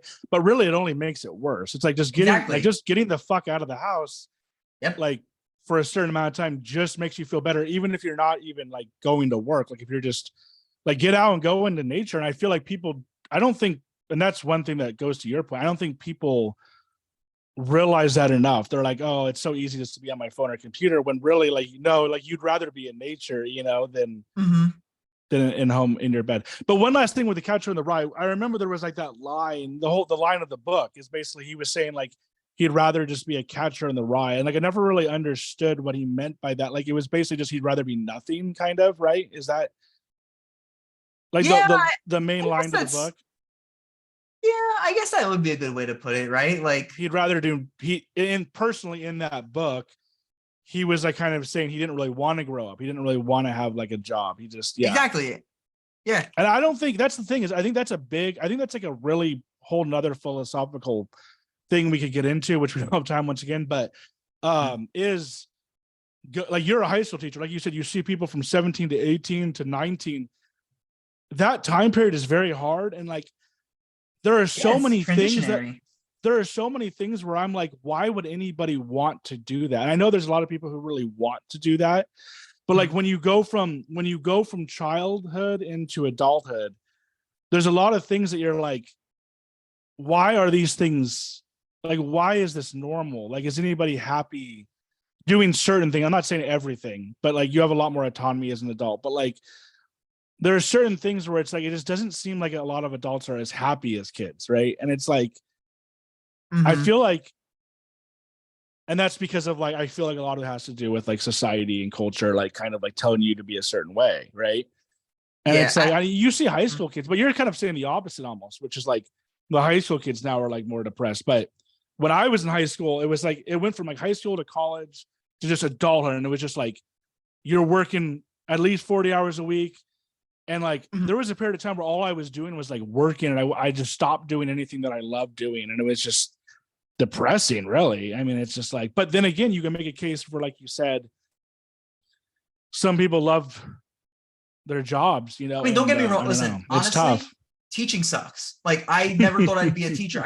No, seriously. Like, I love to teach, but the political system, the school, everything's like all fucked up. Trust me. I know you're like tight on time. I do want to leave you with two things. I would imagine that it would be difficult, but you probably have like the kids' parents coming at you. You got like no, that's the faculty coming at you. Dude, if you want to talk about this, I could definitely do it. I don't want to waste your time. I know you're busy. Yeah. I want to leave you with two quotes that I thought were really good from Marcus. They immediately came to my head. The first one's about anxiety. He writes, "Today I escaped anxiety," or no, I discarded it because it was within me, in my own perceptions, not outside. So anxiety is not an external thing, right? Like it's not like a bear chained to a wall barking at your face. Anxiety is something that you perceive within yourself, right? Like honestly, I've been going through a lot of anxiety. Do you mind if I just tell you this one other story I was gonna say before?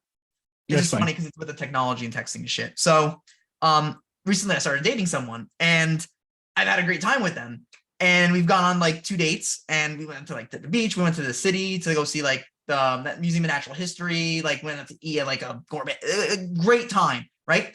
But she does not text and like is not present on social media at all. And it's funny because I understand. Like I think that's great. I'm like, that's awesome. But in the phase of like getting to know each other, I've been getting this anxiety for some strange reason of like, is she actually interested? Like, you know, like, she doesn't talk to me, not even a little bit. Like I'll text her like, you know, she's like switching jobs this week, and then I texted her. I'm like, hey, are you excited like for the new job? She's like, yeah, very, smiley face. And I'm like, and then I asked her another question, and then she just didn't answer like since yesterday, like in the morning, you know. And it's like, Yeah. you know, but she'll go on a date with me, which is like weird, and it's like that's, and I'm the, you know, I'm an anti-technology guy, you know, so it's like that's, so you see kind of like how technology shapes interactions between people and like the psychology in people's brains. Like, listen, like if she's willing to go on dates with me, like to the city and shit, she's probably interested. But my brain, my anxiety is literally like, no, you're a dumbass. She doesn't like you. It's like, what the fuck?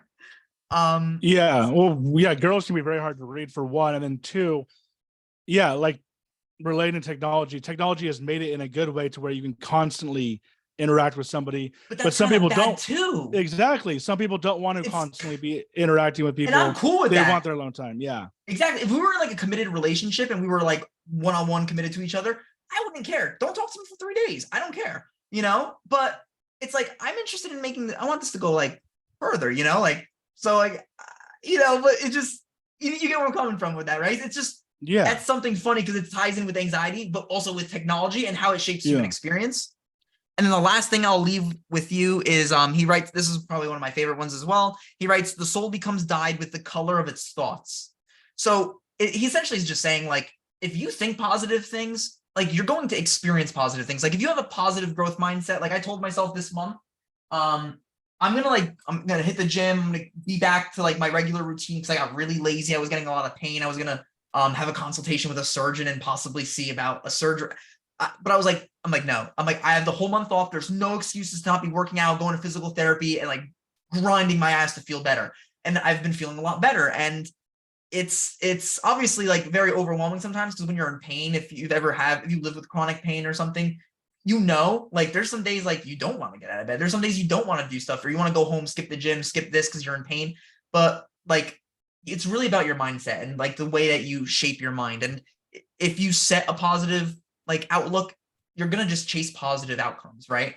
You know, like you have an objective, like you're setting a goal, you want to achieve your YouTube channel, like you want to like share all of these beautiful sights of nature and photography and videography with people. And if you keep focusing on that, you're gonna achieve it. Like, you know what I mean? Like, it's not like it's just not gonna go anywhere. Like, you're gonna keep producing content. More and more people will eventually find it and like it, and it'll build. Like, it's just normal, right? All businesses Yeah. start from here, and they do grow.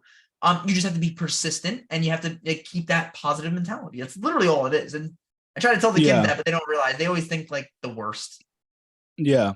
Well, I think the hard thing about it is like I've just recently had that mindset of like why aren't I doing this? Like I should be able to do this. Like if I see other people doing it, I should be able to do it. But like you get to a point where like you feel like it's, especially with like social media and stuff, where like you feel like, is this worth, it's more of like an issue of, is this worth my time? Like even with this podcast, like I enjoy doing this podcast, but I kind of stopped for 3 months because I was kind of like, is this worth my time, or am I almost better doing something else? Now I'm back doing it now and I'm glad. But it's, you see what I'm saying? I think it's kind of like I don't know. It's kind of hard because like you don't really know for sure if it's going to work out. But like you said, you might as well have the positive mental attitude that it is going to work out. But then you also have to be realistic, I think, with like, do I think that I could be, you know, making enough money? Like I'm not making any money doing it now, so everything that I do now is just for free, even though I enjoy it. But yeah, so yeah, we can go on and on with that. But well, first, so are you a like is your class that you teach history of AI, or do you just teach history in general? No, I just teach. So I teach like world history, US 1, US 2, and my elective, which is like Latin American studies. Okay, I was just asking because I didn't know if there actually was like a history of AI Not class. AI. I'm gonna try very hard this year to like write the curriculum and all of the plans for a history of technology class. Kind of like And it would starting be up a new yeah, it would be another class. social Yeah. studies elective. So instead of taking like sociology or something, it's like the history of technology. I think it'll be great because it'll allow, well, one, I like to think I'm somewhat of an expert to an extent, I guess, in it. At least the way that I focus on it specifically. And I think the kids will be interested because it's about technology and stuff. And there's a lot of really cool ways that we can incorporate, like I said, if I can get like a grant for like the Oculuses and like I can bring that into the class and we can like use it and we can like we can act like there's just so much that can be done in a class. I think it's great. And it's me guiding the kids towards responsible technological use, right? Like teaching them why it's important. I can show them documentaries on technology and like how it works, why it works, how it's affecting them, like show them like, yo, this is not good if you overindulge, right? Use it in when you need it. Use it when you need it for something, right? Don't sit on it for 8 hours a day, right? So that's going to be my goal for next year. Yeah, and so do you guys use the Oculus at all in class? Because I know my girlfriend, she works at like a grocery store where they actually use some sort of Oculus thing like for training. And I was kind of like, I was Oh like, no. that would be a good idea for schools to do that, to like actually put you in the museum or wherever, or maybe even Yeah, in that like would be good for like the trade battle schools or and something. stuff. Yeah, it would be good for Yeah, like you trade would. schools. Like, you can like work on a car, you can work on a tank, you can work on an airplane. Yeah, Like, maybe it's too expensive for they're public school. three I hundred. don't know, They're but 300. yeah, They're $300 a each. pair right Yeah, now that I know of. I'm sure like you can get deals and stuff, but I think the thing is you have to buy like the software for the like if it's a game that specifically has that. I know who was I talking to recently? They were trying to buy Oculuses with the software to teach like flight simulation. So it's like you can just buy you can buy an Xbox that can run like flight sim, like Microsoft actually works on like the flight simulator that like airplane pilots like in schools like used to learn. Like it's that level of learning, you know? So and you can just learn that shit on your own. If you wanted to buy the game for $50 or however much the program is, you can learn how to fly a plane. I mean, you won't be do like you just certified or plug it? whatever. Do you just plug it into your computer, or do you actually have to have like the? So my Oculus is there's a couple things you can do.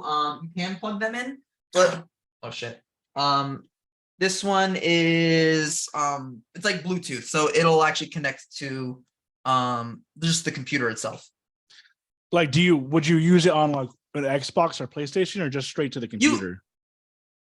That's a good question. I'm sure you can use it on the consoles. I'm just not entirely sure how, I have to be honest with Yeah, yeah. you. I'm only asking because like I said, I've never used one. I don't know how. But so yeah, so the last question that I'll ask, and then once again, if you ever want to come back, I know, like, we're both talkative people, so we probably could go on forever. But well, first of all, you said you do start school tomorrow, right? We start the 6th. Okay, because I actually, when you brought up teaching, I was like, me and my girlfriend just passed by like a group of kids getting out because I guess they're starting here. And I was like, man, I don't like, if you're good at teaching, that's a good thing, because I don't think that I don't think that I could like control a classroom full of kids. But, That's one thing I get so complimented on a lot, actually. My yeah, supervisor, the yeah, first year, he's like, he was actually my 8th grade history, my honors history teacher. And he's like, for a first year teacher, like I've never seen kids respect a teacher like this much. Like whatever you're yeah, doing, like just keep it up. I tell them day one, I walk into the classroom, I tell them, I'm like, listen, I'm going to treat you like a human being. I'm going to ask that you treat me like a human. I won't treat you as a student. I'm not going to treat you like a kid. I'm going to treat you like a human being. So you show me respect and I will show you respect. And that's it. That's just how it works. You disrespect me. maybe even like an adult, right? I don't know if that would be good, but like if you treat them like an adult, Well, then adult, and I avoid like identifying terms because then it's like, yeah, because like, for example, like, we have a lot of different roles. Like I'm a son, a brother, a friend, like I'm all these different things. And those roles infer you treat yourself or people treat you a certain way. I'm going to just treat them as humans because I know that they have roles to play as partners, as friends, as children, as siblings, as nephews, as grandchildren. And I know that those roles in their life, sometimes can be overwhelming. A lot of these, I teach in I teach in like the poorest town in a very wealthy district, but we are very poor. Like it's very underserved. Like we have very high rates of poverty. Like a lot of kids, like we have art schools Title I, which means we get the absolute most funding from the federal government, and things like that. They're very underserved. So these kids have like drug problems, single parent households, family members in prison. You know what I mean? Like a lot of really challenging things. And I understand that. And I use that to understand their whole picture. So they come to me like, listen, like, my mom and dad got into a fight last night or something, or this happened, or like, if you come to me and explain to me that, I'm like, all right, I'll give you an extra day. Like, it's not really that big of a deal. Like, to be honest, like, are you safe? Are you good? Did you eat dinner? Like, you're good? Then that's all that matters to me, right?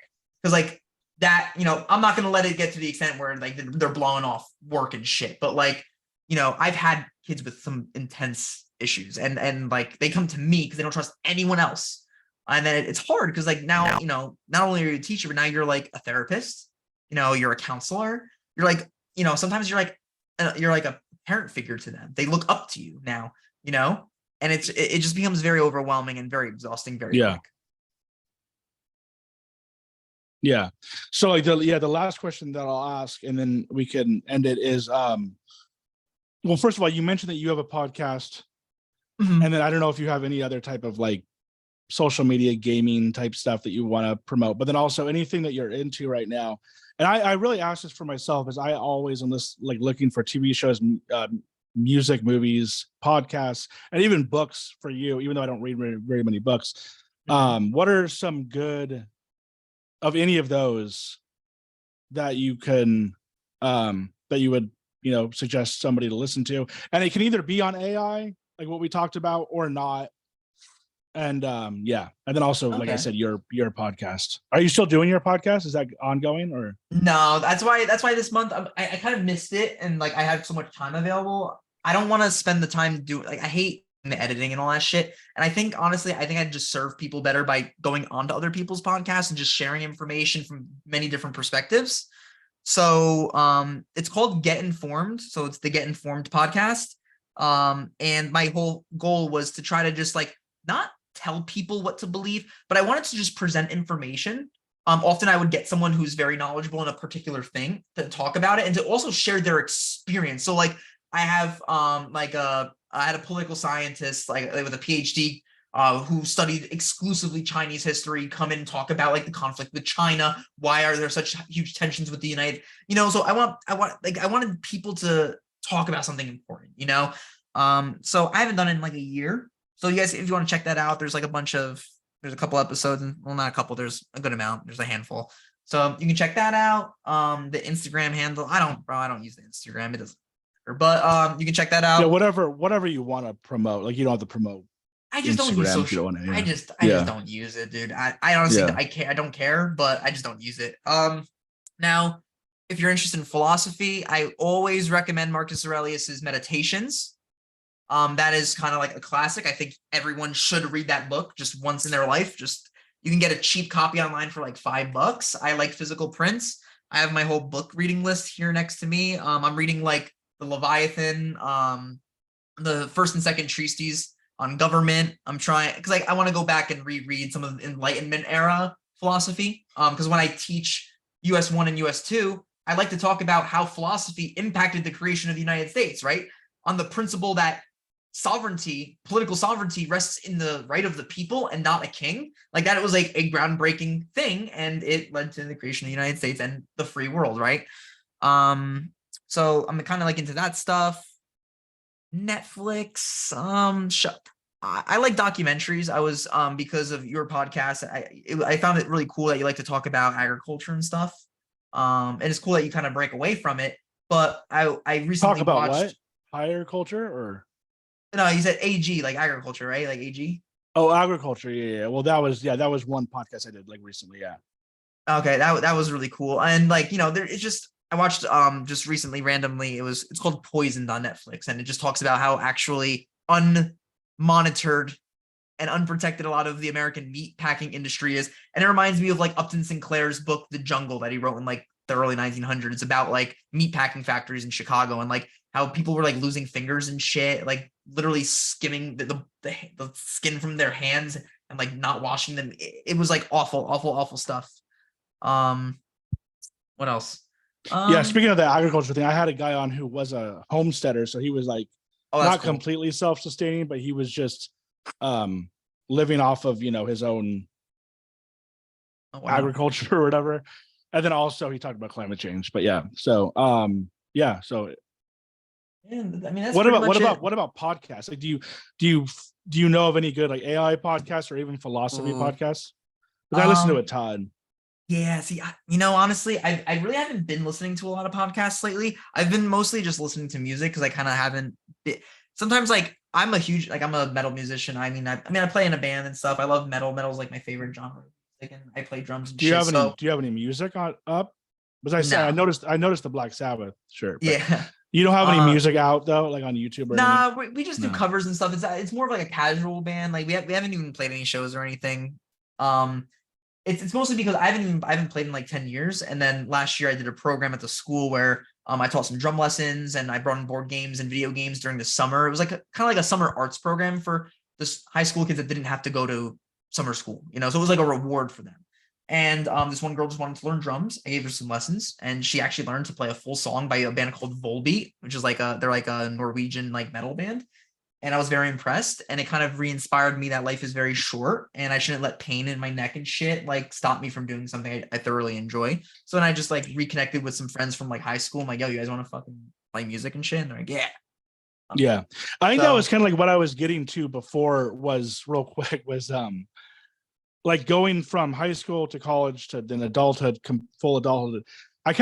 There was a period of time where I like completely stopped doing anything real. Like I was a musician too. And I just stopped playing music or anything.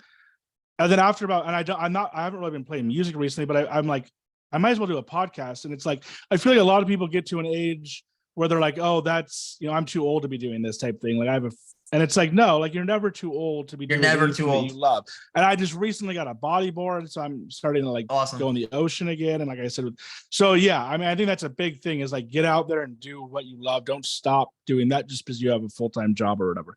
But yeah, so all right. Well, it was great having you on. Like I said, I feel like we could talk more. So just let me know if you want to come back on and I'll send you the link when it's up. Okay. Yeah, that'll be awesome. All right. Thanks for listening, guys. See you, Thomas. See ya.